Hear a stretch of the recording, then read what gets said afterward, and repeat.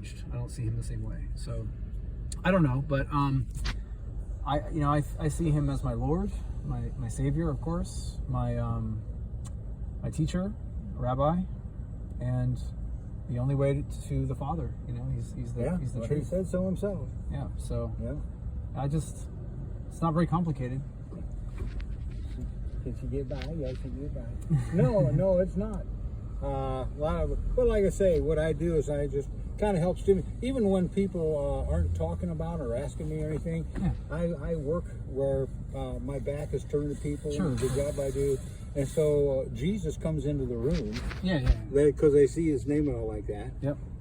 But Jesus is the one and only true, not only way of salvation, but the only way to live in where the desires of the flesh that used to drive us can be changed on the inside. A lot of people, ask people, well, what do you think sin is? And what do you think the answer is? Most people say, Breaking the Ten Commandments. right. Something like Okay, sin is the things that I do that are wrong. And I go, no. Sin isn't the things. Those are sins. Right. But the reason why the sins are there is because of the sin that resides inside that has to be addressed by the Savior. Because to fight sin from the outside is fruitless. Where if you have Christ doing a change of heart and bringing you into a new family gives you motivation to stop. It's kind of like before you sinned because it was normal. Now when you sin, you know it's not normal, and you're warned. But that's what it is to be born again, born of God, raised. Because the raising to new life is what everybody wants. Even if they don't know it. Oh yeah, no. And it's like one guy I picked up, and the way I introduce things in conversation is, I've learned to play dumb. In other words, I'll ask somebody, "Do you know anything about Jesus?" Yeah. And let them, do you got time for a story? Okay, because I come into a truck stop, and when I come into the truck stop, there's a guy sitting over the table. It looked like there'd been a death in the family by the expression on his face. So what I did is I went and got myself a cup of coffee and sat down at the table across from him, and I didn't say a word. I just sat there, and I waited. Yeah. And finally he looks at me and he goes, "What do you want?" And I said, "Do you know anything about Jesus?" Yeah. He goes, "What?" I said, "Do you know anything about Jesus?" He says, "Why?" I said, "I just want to know. Do you know anything?" He goes, "Well, yeah." I said, "What do you know?" Okay, and that led us to a conversation, went for about 20 minutes, to where he gave me his history, where he came from, what he's doing, all like this. And then what happened was there's a phone. This is back when there was phone booths. There's a phone booth right behind me, and what he did, because of the statement he made at the end of his discourse, as he told me his history and how he knew Jesus and where it started and all like that, is he said, "You know what? I've got to get back to this." The phone rang right then. Okay, it's a phone booth. Yeah. Okay, it is a phone hanging on the wall. Right. Yeah. Okay, all right. So it rings and rings, and I go answer it. Okay, when I go answer it, he says, "Is Gary there?" And I go, "Are you Gary?" He goes, "Yeah, it's for you." Okay, it's a phone booth. Right? Yeah. And so he, what he did was, he answers it, and he recognized the voice. He goes, "Yes, sir. Yes, sir. Yes, sir. Okay, I will." And he hung up. And I'm sitting at the booth, and he looks at me, and he says, "I have a dump truck outside with no fuel.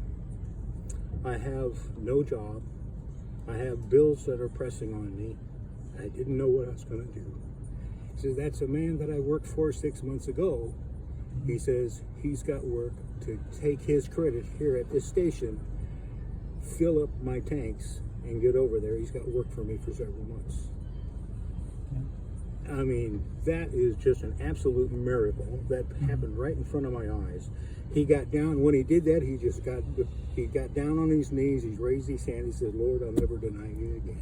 Amen. You know, so by playing dumb, Yeah.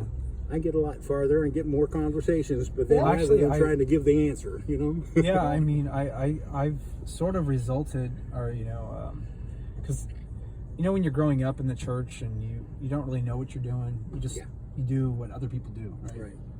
But as you try things and they don't work or they work, whatever, you sort of refine your method. And I've ended up doing something very similar, and just being patient, not trying to force things on people, trying to tailor. Respect. Yeah, like you don't have to dump information on people. It never works. No. They don't care how much you know until they know how much you care. Right. So I did that for years too. Yeah. I've been on the street corner with banners. So I actually do ask people all the time, do you know Jesus? Yeah. And then almost everybody says either yes or even if they're angry they say yes. But the next question is, well, do you obey him? Do you love him? What do you know about him?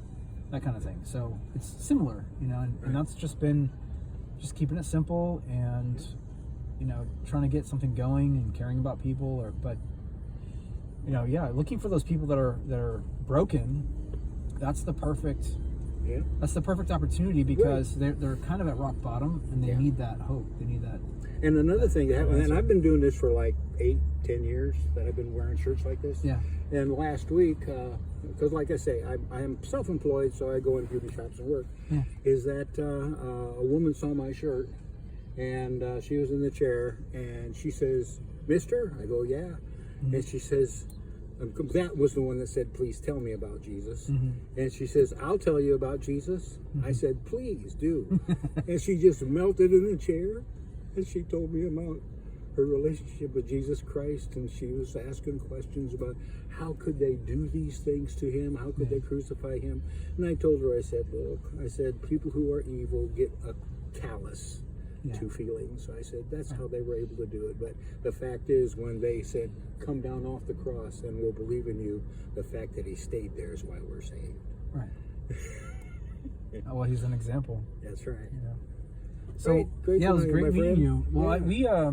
I'm from California. This is Jade. She's from Michigan, and I just bought a property not far from here. So good.